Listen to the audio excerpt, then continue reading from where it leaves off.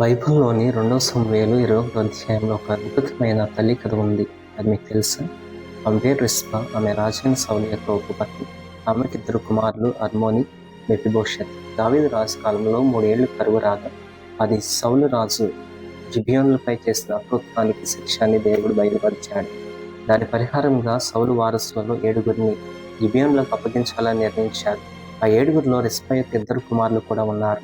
తన కన్న బిడ్డలో రాజకీయ మరియు చారిత్రక కారణాల వలన ఉరి తీయబడినప్పటికీ మరణానంతరము కూడా వారి శరీరాలకు ఎలాంటి హాని కలగకుండా ప్రకృతి శక్తులతో క్రూర మృగాలతో ఆమె చేసిన ఒంటరి పోరాటం ప్రపంచ చరిత్రలోని ఒక తల్లి తన బిడ్డల పట్ల చూపించిన అపారమైన ప్రేమ, అనంతమైన త్యాగము మరియు వ్యవస్థపై చేసిన అహింసాత్మక పోరాటం సజీవ సాక్ష్యముగా నిలుస్తుంది.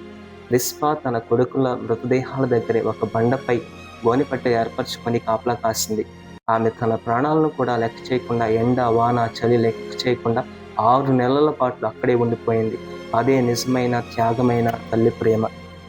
రిస్పా యొక్క ఈ అపారమైన ప్రేమను గమనించిన రాజు దావీదు హృదయం కదిలిపోయింది. వెంటనే ఆమె కుమారుల అస్థికులను సౌలు రాజు సమాధిలో గౌరవప్రదముగా ఖననం చేశాడు. తన బిడ్డల కోసం ప్రాణాలనే పణంగా పెట్టిన రిస్పా ప్రేమను మాత్రము ఎన్నటికీ మర్చిపోలేము. ఆమె నిజమైన గొప్ప తల్లి.